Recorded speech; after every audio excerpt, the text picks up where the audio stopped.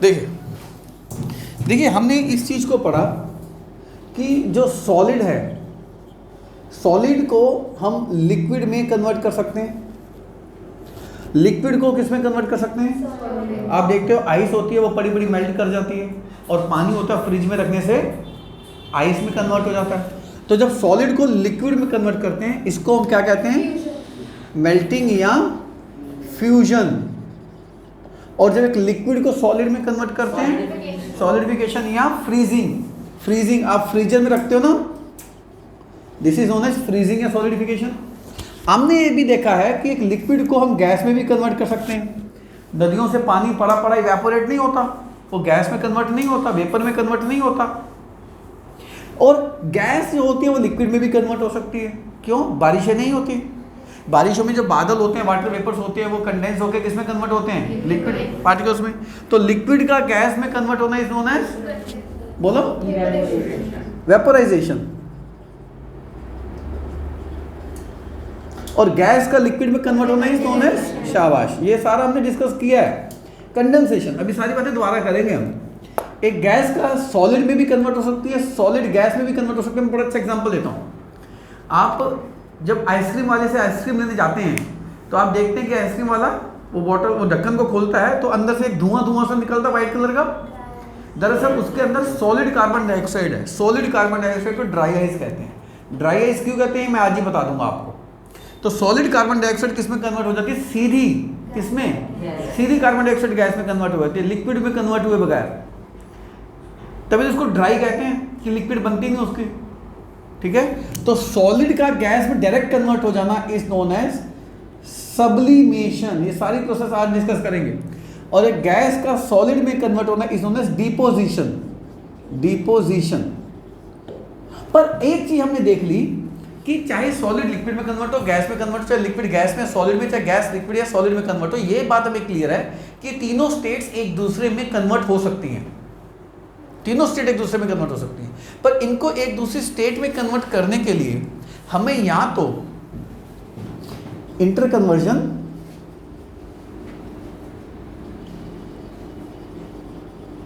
interconversion of these states into each other is possible by, या तो ये possible है हम टेम्परेचर को चेंज करें, या ये पॉसिबल है हम चेंज ऑफ प्रेशर करें। देखो जब भी चेंज शब्द लिखते हैं ना साइंस में, इस चेंज शब्द का मतलब यहाँ हो सकता है इंक्रीज करना, यहाँ हो सकता है डिक्रीज करना। अब जैसे हमने इस कमरे में आने के बाद एसी चलाया है तो टेम्परेचर चेंज हो रहा है, यानी कि टेम्परेचर एसी चलाने से थोड़ा सा लो हो रहा है इस कमरे का। ये बात समझ ना, बाहर जाएंगे तो फिर टेम्परेचर चेंज होगा, गर्मी है बाहर, धूप निकली हुई है बहुत तेज, तो टेम्परेचर इंक्रीज हो रहा है, राइट। तो टेम्परेचर के इंक्रीज डिक्रीज या प्रेशर के इंक्रीज डिक्रीज से हम इनको कन्वर्ट कर सकते हैं। मैंने आपको अभी एग्जांपल दिया, जैसे आइसक्रीम वाला ढक्कन खोलता है तो अंदर से धुआं निकलता है, यानी कि वो प्रेशर को रिड्यूस कर रहा है, वो टेम्परेचर को इंक्रीज कर रहा है। क्योंकि जैसे ढक्कन खोलेगा अंदर गर्मी जाएगी, टेम्परेचर बढ़ेगा।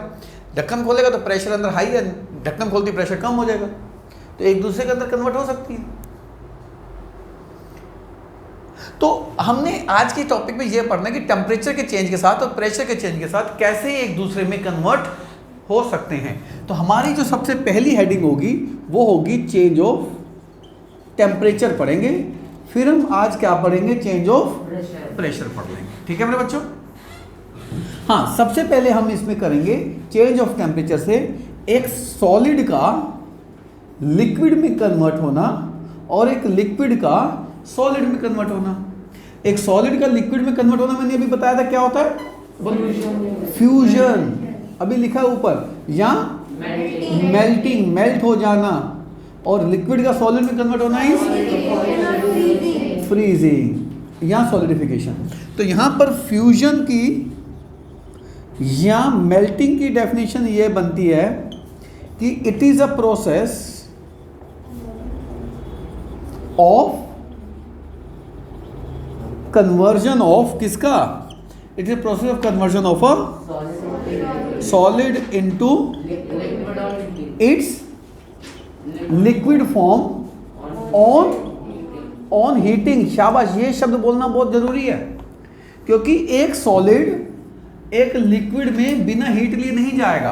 अब मैं आपको बताता हूँ क्यों नहीं जाएगा। मैंने आपको पहले बताया था कि सॉलिड की थर्मल एनर्जी कम होती है, लिक्विड की थर्मल एनर्जी ज़्यादा होती है, और गैस की थर्मल एनर्जी और भी। अगर इसकी थर्मल एनर्जी कम है और इसकी थर्मल एनर्जी ज़्यादा है तो ये बाहर से थोड़ी एनर्जी लेगा तभी तो थर्मल एनर्जी को बढ़ाएगा। अगर इसकी थर्मल एनर्जी एक्स है मान लो, तो इसको बाहर से क्या लेनी पड़ेगी, और एनर्जी, तब जाके इसकी थर्मल एनर्जी बढ़ेगी नहीं बढ़ेगी। मान लो मेरे पास 100 रुपये है और मैं चाहता हूँ कि मेरे पास 500 रुपये हो जाएं, तो मुझे 400 रुपये तो गेन करने पड़ेंगे कहीं ना कहीं से। तो इसकी थर्मल एनर्जी कम है, मैं चाहता हूँ इसकी थर्मल एनर्जी बढ़ जाए, तो मुझे बाहर से एनर्जी तो देनी पड़ेगी। तो हीट करने से एक सॉलिड लिक्विड में कन्वर्ट होगा, ये बात क्लियर कर लो। और लिक्विड से सॉलिड में कन्वर्ट होने उल्टा हो जाएगा। थोड़ा गैस कर सकते हो क्या? जब लिक्विड सॉलिड में कन्वर्ट होगा तो हीट रिलीज होगी या हीट देनी पड़ेगी? हीट रिलीज हो जाएगी, क्योंकि इसकी एनर्जी ज़्यादा है, इसकी एनर्जी कम है। मान लो आपके पास 500 रुपये हैं, आप चाहते हो घर तक जाते जाते मेरे पास 50 रुपये रह जाए, तो आपको 450 रुपये खर्च करने होंगे नहीं होंगे? तो इसकी एनर्जी ज़्यादा है, इसकी एनर्जी कम है, तो यानी कि कुछ एनर्जी को क्या देना पड़ेगा, रिलीज करना पड़ेगा। तो इसको इसमें कन्वर्ट करने के लिए हमें कूल करना पड़ेगा। कूल करने से एनर्जी कम हो जाएगी। तो लिक्विड को कूल करेंगे तो किसमें कन्वर्ट होगा, और सॉलिड को हीट करेंगे किसमें कन्वर्ट होगा, लिक्विड में। तो अब आप लिख सकते हैं what is the meaning of freezing. अब समझना, मैं डेफिनेशन लिखूंगा, यहीं पर मैं चेंज कर रहा हूँ। It is a process of conversion of solid की जगह हो जाएगा किसमें, into its solid form on. बहुत बढ़िया शब्द बोला शिवांगी जी ने, ऑन कूलिंग। कूल करना पड़ेगा, कूल करेंगे तो भी तो फ्रीजिंग होगी, क्योंकि कूल करने से क्या कम हो जाएगी, एनर्जी कम हो जाएगी, एनर्जी कम होने से सॉलिड बन जाएगा। तो थर्मल एनर्जी को हमेशा माइंड में रख के चलेंगे, थर्मल एनर्जी क्या रोल प्ले करती है उसको माइंड में लेके चलेंगे। यहां तक बात क्लियर बच्चे डेफिनेशन में? हाँ, अब हम एक एक्सपेरिमेंट करते हैं और उसको समझते हैं। मान लो आपके पास इस बीकर में आइस क्यूब्स पड़े हैं और इस आइस क्यूब में आपने थर्मामीटर रखा हुआ है। थर्मामीटर आपको क्या रीडिंग देगा, टेम्परेचर की, कितना टेम्परेचर है कितना टेम्परेचर नहीं है। मान लो थर्मामीटर ने रीडिंग दी -10 डिग्री टेम्परेचर है। अब मैं इस आइस को हीट करूंगा, ऑब्वियस है जब मैं हीट करूंगा तो थर्मामीटर पे टेम्परेचर की रीडिंग बढ़ जाएगी। -10 से हो गया -5 डिग्री, मान लो मैं कह रहा हूं। और मैंने हीट किया, और हीट करने से इसके अंदर क्या पड़े थे, आइस क्यूब्स। थर्मामीटर पे रीडिंग और ज्यादा आ जाएगी। मान लो रीडिंग आ गई -2 डिग्री सेल्सियस। टेम्परेचर बढ़ रहा है घट रहा है, बढ़ रहा है ना, -2 इज हायर देन -5, बचपन में बढ़ा था। अब मैंने और हीट किया, और हीट करने से मान लो थर्मामीटर पे रीडिंग आई 0 डिग्री सेल्सियस। अब खास बात है, ध्यान देंगे आप, जब रीडिंग आई 0 डिग्री सेल्सियस, अब मैंने देखा कि आइस धीरे धीरे मेल्ट करनी शुरू हो गई। थोड़ी बहुत आइस पड़ी थी, थोड़ी बहुत आइस पड़ी थी और थोड़ा पानी बनना शुरू हो चुका था। अब मुझको हैरान कर देने वाली बात ये दिख रही थी कि रीडिंग अभी भी कितनी आ रही थी, अभी भी 0 डिग्री आ रही थी।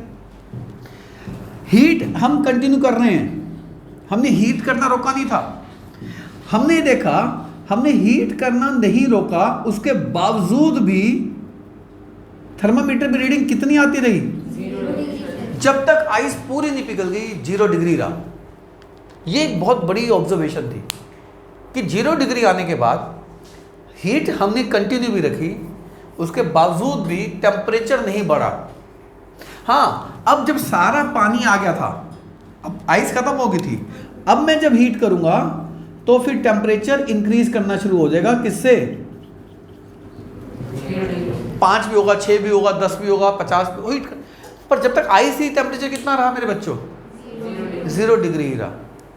Because it was not utilized, the heat was not utilized to increase the temperature, but ji, was ji, utilized to बिल्कुल।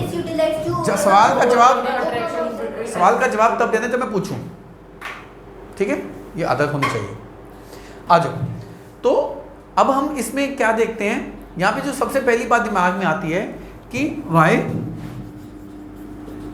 Ice converts into water on heating. अब ये आंसर सुनेंगे आप लोग, नोट्स में तो आपके है ही, आप पहले सुन लो कि हीट करने से आइस लिक्विड में कन्वर्ट क्यों होती है। देखो, जब हम एक सॉलिड सब्सटेंस को हीट करते हैं, हीट करना मतलब थर्मल एनर्जी देना। जब हम हीट करते हैं तो पार्टिकल्स की थर्मल एनर्जी बढ़ती है, थर्मल एनर्जी बढ़ती है तो उनकी काइनेटिक एनर्जी, मूवमेंट, मोबिलिटी बढ़ती है। जब उनकी मोबिलिटी बढ़ेगी तो उनके आपस की अट्रैक्शन स्ट्रॉन्ग हो जाएगी, वीक हो जाएगी, वीक हो जाएगी। तो उनकी जब अट्रैक्शन वीक हो जाएगी तो वो एक दूसरे से दूर हो जाएंगे and they will start moving freely, वो they will start vibrating faster. तो जब वो हीट करते गए, हीट करते गए, हीट करते गए और वो अपनी काइनेटिक एनर्जी और मोबिलिटी को बढ़ाते गए, और हीट करने से क्या हुआ, और हीट करने से क्या हुआ, सॉलिड में जो अट्रैक्शन थी उसको तोड़ने के लिए भी हीट दी, और जब हीट उस अट्रैक्शन को तोड़ने के लिए गई तो पार्टिकल अलग अलग हो गए। जब पार्टिकल अलग अलग हो गए तो किस में कन्वर्ट हो जाएंगे, लिक्विड फॉर्म में। इसीलिए हीट करने से एक सॉलिड किस में कन्वर्ट हो जाता है, अपनी लिक्विड फॉर्म में। आंसर ध्यान से सुनिएगा, जो मेरे नोट्स में भी है, मैं आंसर बोल रहा हूं, ध्यान से सुनिएगा। On heating the thermal energy and the kinetic energy of the particles of the solid increases, they start moving freely, and if we further continue to heat, the heat given is utilized to overcome attraction between the solid particles, and hence solid start converting into liquid. Answer clear है। यहां पर एक और definition आती है कि ये freezing point क्या बोला है। फ्रीजिंग पॉइंट कहेंगे हम सॉलिड को लिक्विड में कन्वर्ट कर रहे हैं, तो हम मेल्टिंग पॉइंट की बात करेंगे। मेल्टिंग लिख देते हैं यहां पर, हम लिखेंगे मेल्टिंग पॉइंट क्या होता है। Melting point, it is a minimum temperature. आप देख सकते हैं मिनिमम क्यों, मेल्ट तो इस पे भी थोड़ा बहुत होना शुरू हो गया था, इस पे भी हो गया था, इस पे भी हो गया था, इस पे भी हो गया था, पर ये सबसे कम टेम्परेचर था जिस पे सारा मेल्ट कर गया। तो इसलिए मिनिमम शब्द इंपॉर्टेंट है इसके अंदर। It is a minimum temperature at which solid converts into liquid form. It is temperature at which the solid converts into its liquid form at its atmospheric pressure.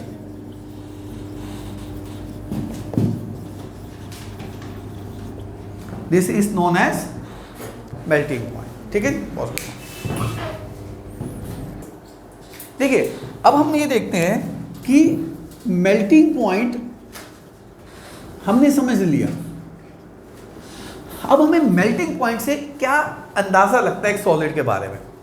देखो, आप खुद सोचो, अगर एक सॉलिड में बहुत स्ट्रॉन्ग अट्रैक्शन है, बहुत स्ट्रॉन्ग, तो उसको मेल्ट करने के लिए मुझे हीट ज़्यादा चाहिए होगी या मुझे हीट कम चाहिए होगी। अब आप जवाब दे सकते हैं, मैं पूछ रहा हूँ, अब मैं ज़्यादा हीट चाहिए होगी। और अगर एक सॉलिड में बहुत वीक अट्रैक्शन है पार्टिकल्स में, तो थोड़ी सी हीट से मेल्ट कर जाएगा वो। और सोचो, जिसको हम ज़्यादा हीट करेंगे मेल्ट करने के लिए तो उसका मेल्टिंग पॉइंट तो बहुत हाई होगा, और जिसको हम कम हीट करके मेल्ट कर देंगे उसका मेल्टिंग पॉइंट तो बहुत कम होगा। यानी कि मेल्टिंग पॉइंट से हमें ये अंदाज़ा लगेगा कि किसी सॉलिड में कितनी अट्रैक्शन है, कितनी अट्रैक्टिव फोर्स स्ट्रॉन्ग है। तो अगर किसी भी सॉलिड में स्ट्रॉन्ग अट्रैक्शन है तो मेल्टिंग पॉइंट हाई होगा।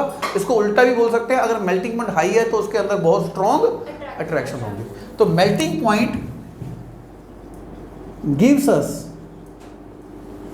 N idea of strength of attraction between particles of solid. इसका मतलब ये हो गया कि अगर तो किसी भी सॉलिड का हायर मेल्टिंग पॉइंट होगा, उस सॉलिड में स्ट्रॉन्गर होंगी अट्रैक्टिव फोर्सेस बिटवीन पार्टिकल्स। ये हमें अंदाजा लग गया कि मेल्टिंग पॉइंट से अट्रैक्शन बहुत स्ट्रॉन्ग हो जाती है। ठीक है मेरे बच्चे। अब यहां पर एक सवाल भी बनता है कि हमारे पास दो सॉलिड हैं ए और बी, इनका मेल्टिंग पॉइंट हमें दे रखा है, एक का 120 डिग्री सेल्सियस और B का मेल्टिंग पॉइंट दे रखा है 180 डिग्री सेल्सियस। और अगर हमसे पूछा जाए कि इन दोनों में से किस में स्ट्रॉन्गर अट्रैक्टिव फोर्सेस होंगी, तो ये बात बहुत आसान है हमारे लिए देना, क्योंकि जिसका मेल्टिंग पॉइंट कम है इसका मतलब वो कम हीट से मेल्ट कर रहा है, और जिसका मेल्टिंग पॉइंट ज़्यादा है इसका मतलब वो बहुत ज़्यादा हीट देने से मेल्ट कर रहा है। तो हीट कंटेंट इसके अंदर ज़्यादा होगा तो इसका मेल्टिंग पॉइंट हाई है, यानी कि इसके अंदर बहुत स्ट्रॉन्ग अट्रैक्शन रही होगी। So answer is B having stronger attractive forces than A. फिर आपने लिखना है रीजन। रीजन अगर पूछा तो लिख देना। अगर पूछा कि which is having higher stronger attraction and Y, तो एक तो आंसर होगा किसकी स्ट्रॉन्गर अट्रैक्शन है, बी की। वाई में आंसर आ जाएगा, because in B the melting point is very high, it means it require very higher amount of heat to convert into its liquid form, which shows that B is having stronger attractive forces than A. तो ये answer आप लिख सकते हैं, मैंने बोल दिया। जिसके पास नोट्स नहीं है वो मेरे नंबर पे व्हाट्सएप से ले सकता है, बाकी आपके पास नोट्स तो हैं ही, आप डायरेक्ट इसको याद कर सकते हैं। पर यहाँ पर एक बात और भी है जो बहुत अहम है। हमने अभी एक एक्टिविटी करी थी, हमने देखा था आइस -10 से -5 की हुई थी, -5 से -2 भी हुई थी, -2 से -1 भी होगी, -1 के बाद 0 हुई थी। उसके बाद भी हम हीट करते गए, पर उसके बाद टेम्परेचर नहीं बढ़ा। तो ये एक बहुत स्ट्रॉन्ग ऑब्जर्वेशन थी कि हीट करने के बावजूद भी टेम्परेचर क्यों नहीं बढ़ा, क्योंकि हमने ये सीखा है कि जब भी हम हीट करते हैं टेम्परेचर बढ़ता है। अब घर में पानी को बर्तन में हीट करना शुरू करो, पानी का तापमान बढ़ेगा, यानी कि हीट करने से टेम्परेचर बढ़ता है। आपके घर में फ्रिज में कोई गाजर का हलवा पड़ा है, आप उसको गैस पे ऑन कर दोगे तो ठंडे से गर्म हो जाएगा, नहीं हो जाएगा? तो हीट करने से तो सबका टेम्परेचर बढ़ता है। आप अभी एसी से बाहर धूप में चले जाओ, आपके स्किन का टेम्परेचर भी बढ़ जाएगा, क्योंकि बाहर धूप है, बाहर टेम्परेचर ज़्यादा है, आपके बॉडी का टेम्परेचर बढ़ेगा। तो हीट करने से टेम्परेचर बढ़ता है। पर आइस के केस में जब 0 डिग्री आ गया और हम हीट करते जा रहे हैं, तो फिर टेम्परेचर क्यों नहीं बढ़ रहा है? एक सवाल बनता है। तो यहाँ पे एक सवाल ये क्या बनता है, why temperature remains constant at melting point if we still continue to heat. ये एक बड़ी इंपॉर्टेंट बात है। अगर हम हीट करना जारी भी रखें, मेल्टिंग पॉइंट आ भी जाए, तब भी टेम्परेचर नहीं बढ़ता। पर इसमें एक शर्त है, सॉलिड रहना चाहिए, यानी कि सॉलिड का जब तक इतना सा भी दाना होगा तब तक हीट जो जाएगी उससे टेम्परेचर नहीं बढ़ेगा। सवाल यह है क्यों नहीं बढ़ेगा। देखिए, इसका जवाब मैं आपको बड़े अच्छे तरीके से समझाता हूँ कि जब हम ये सॉलिड था, एक पार्टिकल एक दूसरे को अट्रैक्शन कर रहे थे, तो जब हमने हीट किया -10 पे, तो उस हीट से क्या बढ़ा? टेम्परेचर बढ़ा। -10 से -5 भी हुआ, -5 से -2 भी हुआ, -2 से -1 भी हुआ, और -1 से 0 भी हुआ। यानी कि शुरुआती जो हीट दी उससे तापमान बढ़ा। पर मेल्टिंग पॉइंट आने के बाद हीट दे रहे हैं पर टेम्परेचर नहीं बढ़ रहा, यानी कि वो हीट कहाँ गई? हीट कहीं जाकर छुप गई ना। इसका मतलब वो छुपी हुई हीट थी, वो हीट दिख नहीं, वो कहाँ गई? तो वो हीट क्या थी और वो हीट कहाँ इस्तेमाल हुई, ये हमें ढूंढना है। देखो बच्चे, मैंने अभी आपको एक आंसर बताया था। मैंने आपको कहा था कि जब हम एक सॉलिड को हीट करते हैं तो उसकी थर्मल एनर्जी बढ़ती है। थर्मल एनर्जी बढ़ती है तो उसकी मोबिलिटी, मूवमेंट, काइनेटिक एनर्जी बढ़ती है, तो दे स्टार्ट मूविंग फास्टर। और जब हम हीट करते हैं तो वो हीट उसकी अट्रैक्शन को ओवरकम करने में इस्तेमाल होती है, क्योंकि अट्रैक्शन कर रहे हैं। आप बताओ, मेरे दोनों हाथों को तोड़ना है तो आप बाहर से ऐसे मारोगे हाथ को, हाथ टूट जाएंगे। तो वो जो हीट देते हैं मेल्टिंग पॉइंट आने के बाद, वो हीट से टेम्परेचर नहीं बढ़ता, उस हीट से जो अट्रैक्शन थी सॉलिड पार्टिकल्स में, उस अट्रैक्शन को तोड़ने में इस्तेमाल हो जाती है वो हीट। यानी कि मेल्टिंग पॉइंट आने के बाद अगर ये और ये पार्टिकल्स के बीच में जो अट्रैक्शन है, ये अट्रैक्शन को तोड़ने में हीट इस्तेमाल हो रही है। हीट यहीं तो इस्तेमाल हुई ना, तो अगर हीट यहाँ इस्तेमाल होगी तो हीट से टेम्परेचर तो बढ़ेगा नहीं। तो हीट कहती है भाई, या तो उसे टेम्परेचर बढ़वा लो या मुझसे इनके बीच के अट्रैक्शन तोड़वा लो। तो हीट कह रही है कि मैं अट्रैक्शन को तोड़ूंगी, तो हीट अगर अट्रैक्शन में तोड़ने चलिएगी तो उससे तो टेम्परेचर बढ़ेगा नहीं, तो टेम्परेचर कांस्टेंट रहा नहीं रहा। और वो मेल्टिंग पॉइंट के बाद जो हीट दे रहे थे मेल्टिंग पॉइंट के बाद जो हीट दे रहे थे, जो किस में इस्तेमाल हो रही थी? To overcome the attraction. उस हीट को हमने कह दिया छुपी हुई हीट। लेटेंट का मतलब होता है छुपी हुई, and that heat is known as latent heat of fuse करने के लिए, फ्यूज करने के लिए। अब मैं आंसर बोल रहा हूं, ध्यान से समझना। आंसर समझ में आ गया मेरे बच्चों? आंसर समझिएगा। When we heat the solid initially, the temperature of solid increases, but once a melting point is achieved, then the heat given is utilized to overcome the attraction existing between the solid particles, and hence temperature of the system remains constant, does not rise, and that heat given at the melting point is known as latent heat of fusion। तो आप चाहे ये answer लिख ले, जो जिसके पास notes नहीं हो तो साथ साथ लिख सकते हैं। मैंने धीरे धीरे बोला आंसर, और आपके पास तो नोट्स में तो है ये लिखा हुआ आंसर, तो आप इसको चाहो तो थोड़ा सा और छोटा भी कर सकते थे। जैसे मैंने अभी सवाल सुन रहा था तो इस बच्चे ने भी आंसर बोला तो नंबर उसके भी ठीक थे। इस बच्चे ने बोला था कि भी the temperature remains constant if we still continue to heat due to latent heat of fusion. आपने ये बोला था तो भी सही आंसर था। तो आप ये भी बोल सकते हो due to latent heat of fusion that heat given is utilized to overcome attraction existing between the solid particles and hence temperature does not increase. तो यहां पर एक और डेफिनेशन आती है, latent heat of fusion. Latent heat of fusion की definition आती है, यानी कि मान लो मेरे पास 1 किलोग्राम आइस पड़ी है और टेम्परेचर कितना है 0 डिग्री, यानी कि 1 किलो आइस 0 डिग्री पर जो भी हीट मांगेगी, क्या इस हीट से टेम्परेचर बढ़ेगा? क्या इस हीट से टेम्परेचर इंक्रीज होगा? टेम्परेचर 0 ही रहेगा, 0 ही रहेगा। हाँ, जब तक वो पूरी मेल्ट नहीं हो जाती। बहुत बढ़िया। तो 1 किलोग्राम आइस 0 डिग्री पर जो भी हीट मांगती है ताकि वो किस में कन्वर्ट हो जाए? पूरी तरह से लिक्विड वाटर में। That heat required is known as latent heat. यानी कि आपकी डेफिनेशन में 2 शब्द अगर नहीं हैं तो आपकी डेफिनेशन को एक में से पूरे 0 मिलने चाहिए। अब ये बचपन नहीं रहा कि एक शब्द नहीं था मेरी टीचर ने नंबर काट लिए। अब यहाँ पे कटेंगे एक शब्द नहीं होगा तो। यानी कि आपको ये बोलना है, it is defined as amount of heat required to convert 1 kilogram of an ice completely into its liquid form at its melting point and at given atmospheric pressure condition. So that heat required is known as latent heat of fusion। तो आपने answer लिख सकते हैं, जो video देख रहा है वो तो साथ साथ लिख सकता है। मैंने आंसर दोबारा बोला, वो वीडियो रिवाइंड करके दोबारा लिख ले भैया, ठीक है। तो डेफिनेशन में कोई डाउट? मैं दोबारा बोल दूं, इट इज अमाउंट ऑफ, 2 शब्द आने जरूरी है। और मैं एक बात बता दूं, साइंस में अगर जहां पर कंडीशन हो और आपने उस कंडीशन को नहीं याद किया तो आपके लिए साइंस का पढ़ा वो टॉपिक बर्बाद है। ये मैं प्रूफ कर दूंगा आगे चल के। यहाँ पे क्या कंडीशन है? 2, एक तो 1 किलोग्राम आइस होनी चाहिए और मेल्टिंग पॉइंट होना चाहिए।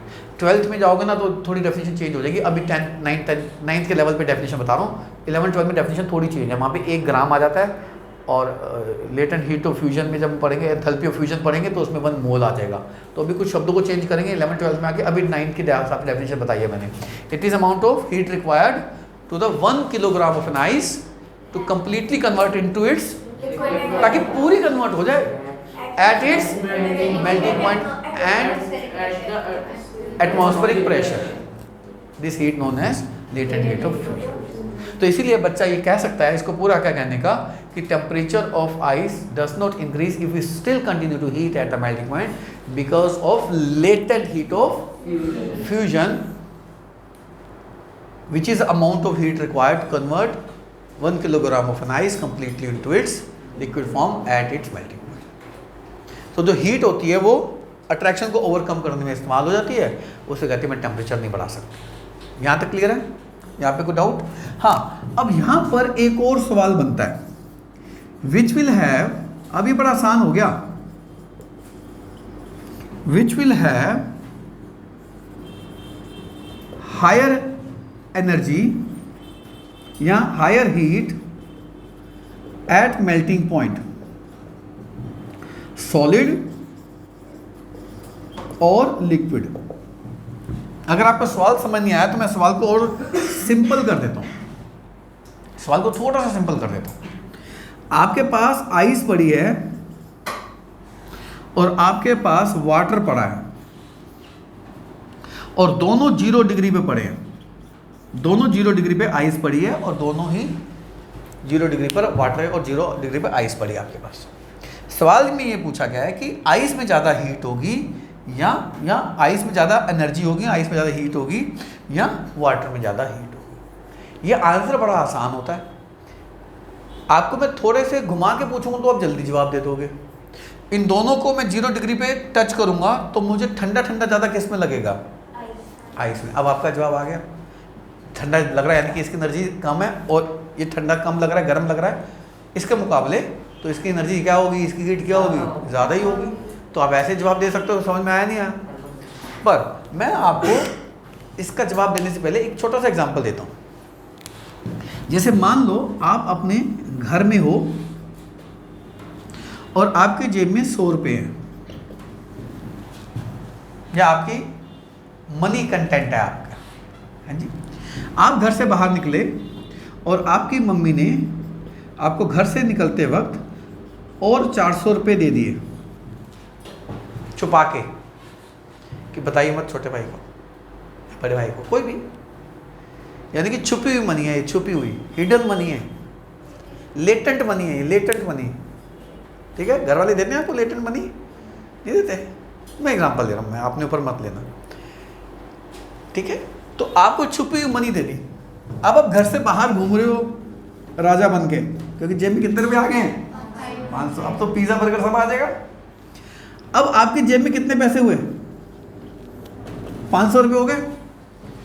और अगर मैं पूछूं तो आपकी जेब में पैसे कब ज़्यादा है, घर के अंदर है घर से निकलने के बाद? आप लोग सर बच्चों का सवाल मत पूछा करो, हमसे हम बड़े हो गए हैं, यही कहोगे? तो क्या बच्चों का सवाल है, 100 रुपये है, मम्मी ने 400 रुपये दिए, 500 रुपये हो गए, आप पूछ रहे ज़्यादा पैसे किस में? तो बाहर पैसा ज़्यादा है। अगर ये आपको बच्चों वाला सवाल लग रहा है तो फिर देखा जाए सवाल तो ये भी बच्चों वाला है। देखो कैसे, मान लो आइस पड़ी है, ठीक है, इस आइस की एनर्जी मान लो कितनी है, मतलब इसका एनर्जी का कंटेंट x मान लेते हैं, हीट कंटेंट थर्मल एनर्जी इसकी x मान लेते हैं। अब बताओ इस आइस को मेल्ट होने के लिए क्या चाहिए? बाहर से क्या चाहिए? लेटेंट हीट, छुपी हुई हीट चाहिए। वो हीट लेके ही मेल्ट करेगा।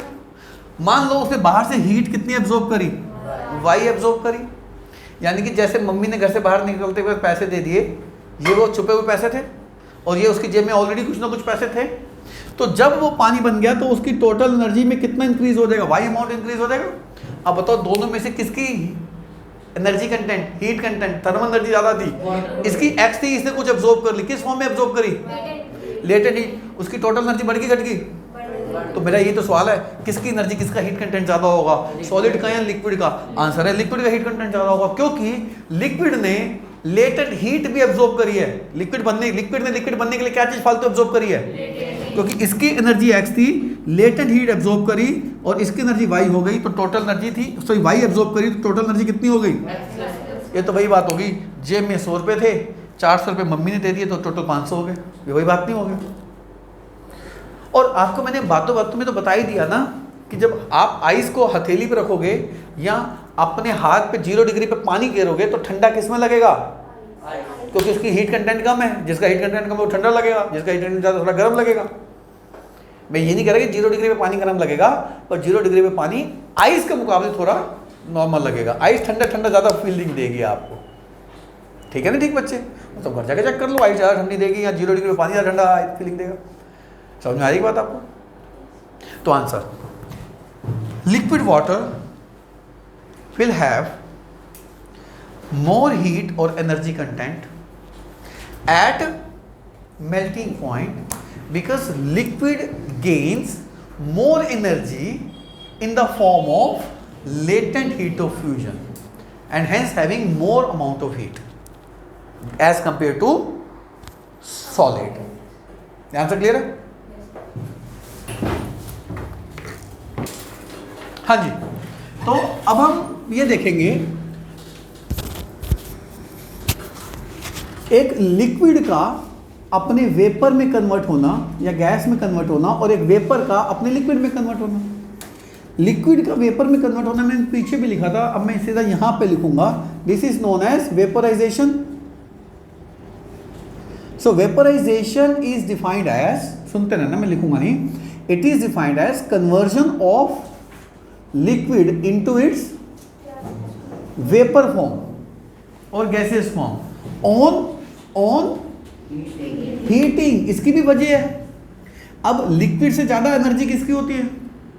थर्मल एनर्जी गैस की होती है। अगर इसकी थर्मल एनर्जी x है और इसकी थर्मल एनर्जी y है, ज्यादा है, मान लो इसकी थर्मल एनर्जी 100 है और इसकी थर्मल एनर्जी 400, मैं एग्जांपल दे रहा हूं, तो 100 को 400 होने के लिए 300 ऐड करने, 300 निकालना है यहां से, तो हीट देनी पड़ेगी तभी तो जाके होगा। तो इस डेफिनेशन में ऑन हीटिंग जरूरी हो गया। अब बताओ कंडेंसेशन की डेफिनेशन क्या होगी? अब सिंपल सी बात है भाई, the process of conversion of gas और vapour into its liquid form on cooling. अब ये बात समझ में आ गई, भैया ठंडा करना पड़ेगा क्योंकि इसकी एनर्जी ज्यादा है, इसकी एनर्जी कम है। तो 400 को 100 लाने के लिए 400 में से क्या बाहर माइनस करना पड़ेगा? ये रिलीज हो जाएगी और 100 पे आ जाएगा। और हीट कंटेंट कम कैसे होता है? ठंडा करने से, गर्म करने से? ठंडा करने से, ऑन कूलिंग। डेफिनेशन क्लियर है? आओ अब हम बॉइलिंग का देखते हैं एक्सपेरिमेंट। अब मान लो हमारे पास ये पानी पड़ा हुआ है, वाटर पड़ा हुआ है, और टेम्परेचर था मान लो 40 डिग्री सेल्सियस। हमने इसके अंदर बीच में क्या डाल रखा था? थर्मामीटर। थर्मामीटर मुझे 40 डिग्री की रीडिंग दे ही रहा था। थर्मामीटर मुझे 40 डिग्री की रीडिंग दे रहा था। अब मैंने इसको हीट करना शुरू किया नीचे से। ऑब्वियस है, हीट करेंगे मतलब थर्मल एनर्जी बढ़ेगी। थर्मल एनर्जी बढ़ेगी तो टेम्परेचर बढ़ेगा। अब थर्मामीटर ने रीडिंग दे दी यहां पर 40 के बाद मान लो 60 हो गई। फिर मैंने थोड़ी देर बाद और रीडिंग ली, हीट तो मैं करते ही रह रहा था, और मान लो रीडिंग आ गई यहां पर 80 डिग्री। हीट तो मैं कर ही रहा था। अब रीडिंग आ गई 100 डिग्री सेल्सियस। 100 डिग्री आ गया। अब मैं 100 डिग्री आने के बाद फिर हीट करता जा रहा हूं। मैंने हीट करना रोका नहीं मेरे बच्चों, हीट करना नहीं रोका मैंने। अब क्या हुआ? अब हीट हम कर रहे हैं, टेम्परेचर अभी भी कितना दिखा रहा है? ये 100 डिग्री। पानी थोड़ा कम हो गया। अब पानी चाहे कम हो गया है, हीट हम कर रहे हैं, अभी भी थर्मामीटर रीडिंग कितनी दिखा रहा है? 100 डिग्री। तो ये हमने देखा। अब यहां पे जो सबसे पहला दिमाग में एक सवाल आता है वो ये है, Y liquid converts into vapour on heating. पहले ये जवाब सुन लेते, ठीक है? देखो, जब हम हीट करेंगे एक लिक्विड को, हीट करने का मतलब थर्मल एनर्जी देना। जब हम हीट करेंगे तो उसके पार्टिकल्स की काइनेटिक एनर्जी बढ़ेगी, मूवमेंट बढ़ेगी। अब देखो, मूवमेंट बढ़ गई और बढ़ गई और बढ़ गई, छूट गया था, यही हुआ ना? अब मैं हीट कर रहा हूं, मूवमेंट बढ़ गई, और हीट क्या मूवमेंट बढ़ गई, और हीट क्या मूवमेंट बढ़ गई, छूट गया था। ये लिक्विड के पार्टिकल के साथ होना है। तो जब मैं हीट करूंगा तो उनके पार्टिकल्स की काइनेटिक एनर्जी बढ़ेगी, they will start moving freely, and we still continue to heat. The heat will utilize to overcome attraction between the liquid particle. Attraction अगर सॉलिड करते हैं, अट्रैक्शन तो लिक्विड भी करते हैं, तो वो हीट कहाँ इस्तेमाल होने लगेगी? उस अट्रैक्शन को तोड़ने में इस्तेमाल हो जाएगी, and hence liquid will start converting into its vapour form. तो दिस आंसर इज सिंपल। मैं आंसर बोल रहा हूँ, ध्यान से सुनना। When we heat the liquid, the kinetic energy of the particles of the liquid increases and particles start moving freely. And if we still continue to heat, the heat given will utilize to overcome the attraction existing between the liquid particles, and hence liquid converts completely into its vapor form. यहाँ पर एक definition निकल के आती है which is a boiling point. कि boiling point क्या बोला है? इट इज अ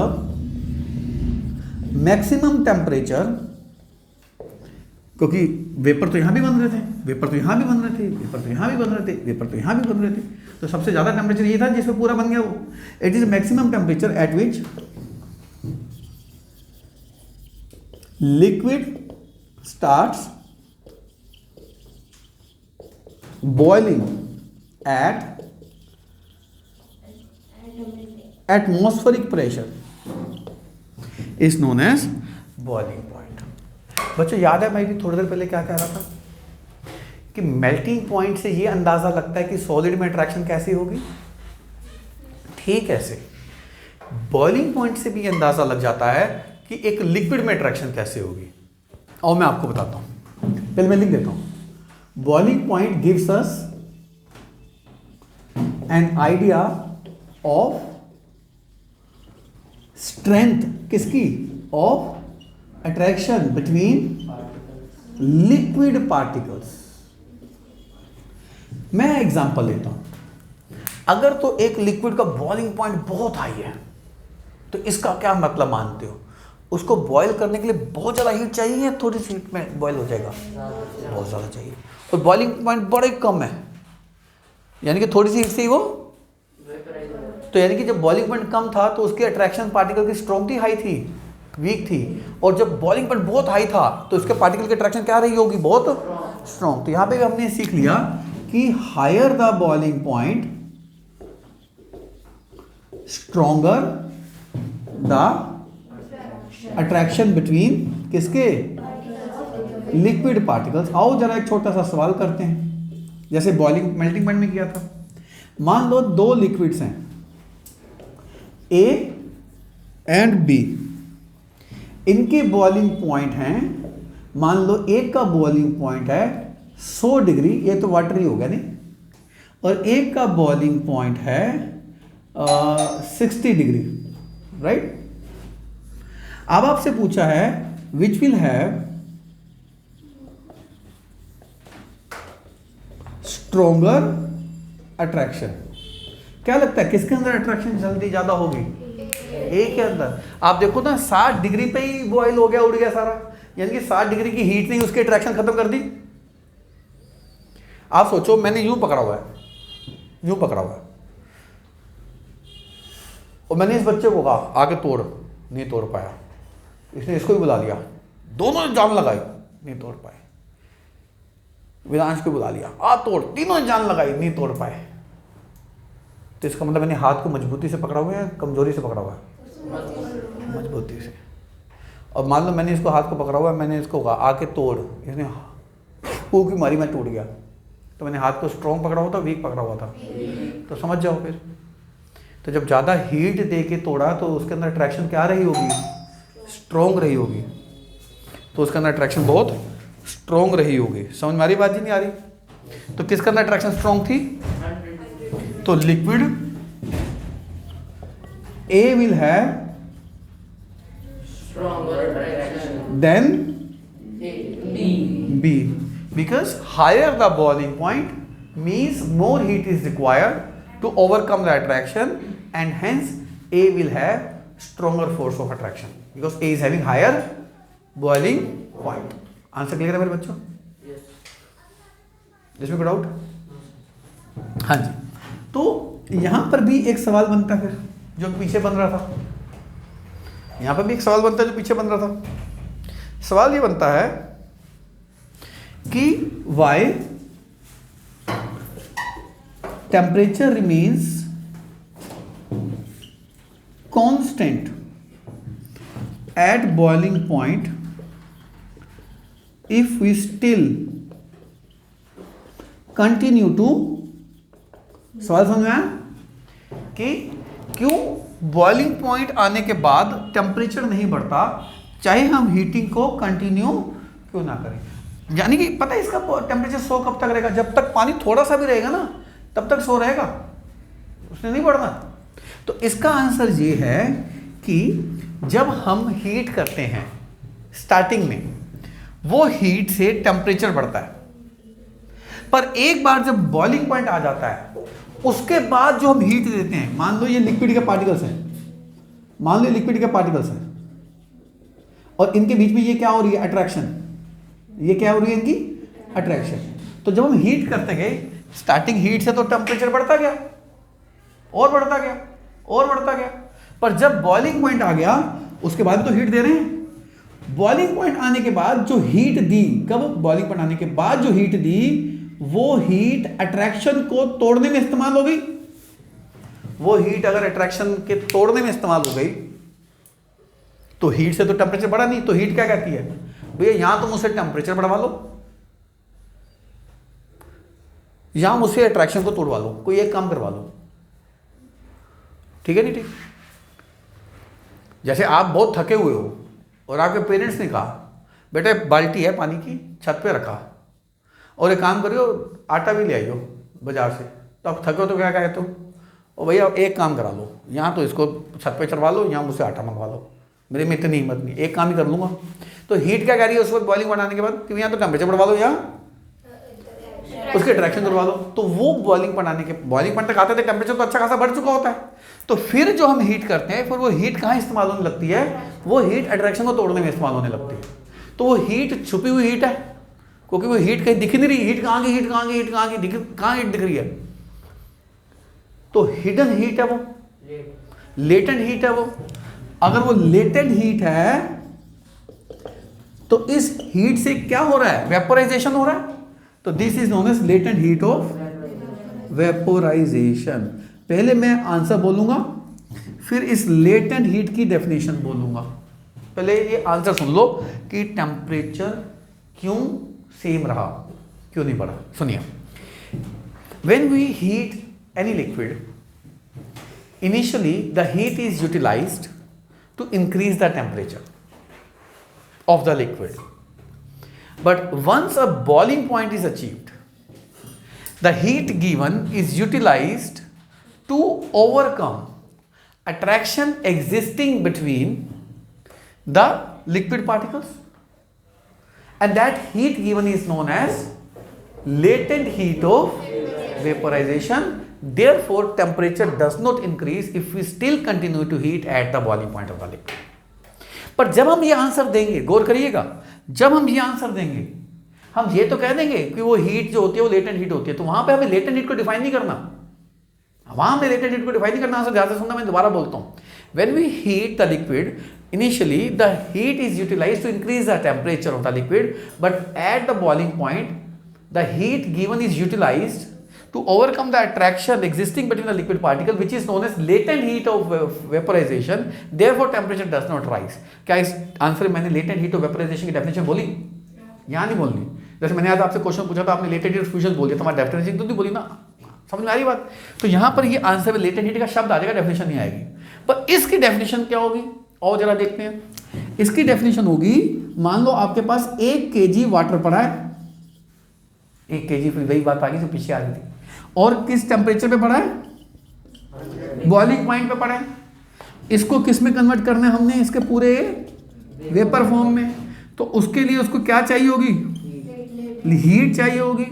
इस हीट को लेके ही तो वो वेपर बनेगा, यानी कि वेपर बनने के लिए उसको हीट एक्स्ट्रा लेके आया। वो पानी की जो हीट थी वो तो थी प्लस फालतू हीट और लेके आया। वो फालतू हीट का नाम क्या था, now I can define latent heat very easily.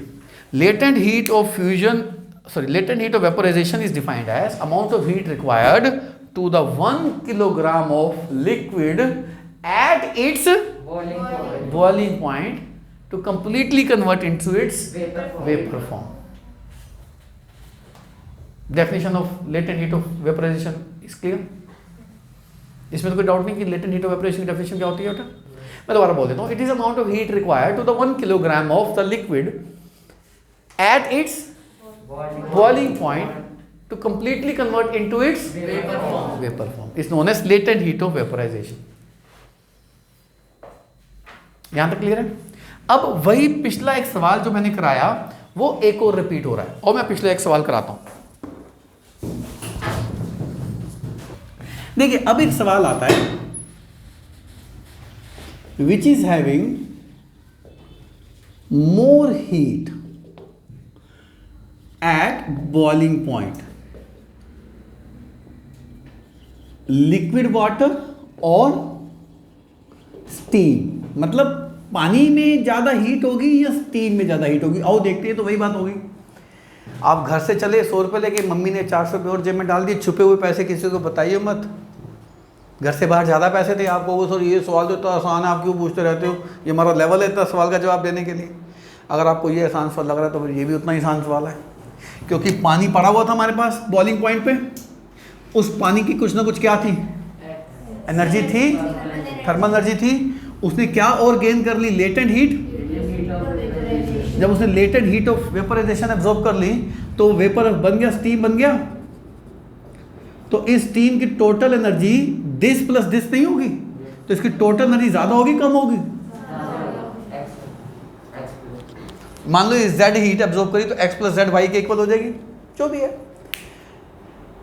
तो विच इज हायर हीट। आओ आज का आंसर देते हैं। Steam will have more heat at the boiling point of water because steam gains more heat in the form of latent heat of vaporization. Answer दोबारा बोलता हूं। Steam will have more heat at the boiling point of water because steam gains more heat in the form of latent heat of vaporization. अच्छा, यहां पे एक और सवाल बनता है कि बॉइलिंग पॉइंट पर वाटर ज्यादा डेंजरस है या स्टीम ज्यादा डेंजरस है? यहां पे बड़ा अच्छा सवाल बनता है, which is more dangerous, which is more dangerous at boiling point, water और स्टीम? आपको जवाब मिल गया। अरे जिसके अंदर हीट ज्यादा होगी वो ज्यादा खतरनाक है। स्टीम बहुत खतरनाक होती है, स्टीम से हाथ जल जाएगा, स्किन जल जाएगा, हालत खराब हो जाती है। पर पानी का मैक्सिमम टेम्परेचर कितना हो सकता है? पानी का तो मैक्सिमम टेम्परेचर 100 डिग्री है, और उस पानी ने 100 डिग्री पे और हीट लेके क्या बनानी है, स्टीम बनानी है, तो उसकी तो हीट और ज़्यादा है, आपकी स्किन जल जाएगी, फेस जल जाता है स्टीम से ज़्यादातर। Steam is more dangerous. तो answer, steam is more dangerous than liquid water at the boiling point because steam gains more heat in the form of latent heat of vaporisation. Moreover, liquid water can have maximum temperature of 100 degree Celsius and steam can have temperature even more than 100 degree. यानी कि steam को मैं heat करता रहूँगा तो steam का तो temperature और बढ़ता रहेगा। तो एक तो पानी का टेम्परेचर 100 ही हो सकता है, उससे ऊपर से जाना नहीं, और स्टीम का टेम्परेचर 100 से ज़्यादा भी हो सकता है, और स्टीम लेटेंट हीट लेके बनी तो उसकी हीट कंटेंट तो और ज़्यादा है। तो एक सवाल है, मेरे लास्ट के पेजेस पे आंसर है ये। कोई बताएगा किस पेज पे क्वेश्चन है ये? नहीं, लास्ट में जाओ, लास्ट में जाओ, लास्ट के पेजेस पे देखो, सवाल मिल जाएगा which is more dangerous, steam और water. Page number 20, page number 21 है, कौन सा है, किस पे क्वेश्चन? अरे आगे चलो इससे, लास्ट के पेज में कौन सा क्वेश्चन है बेटा? क्या क्वेश्चन है? लो देखो, मैं बताता हूँ।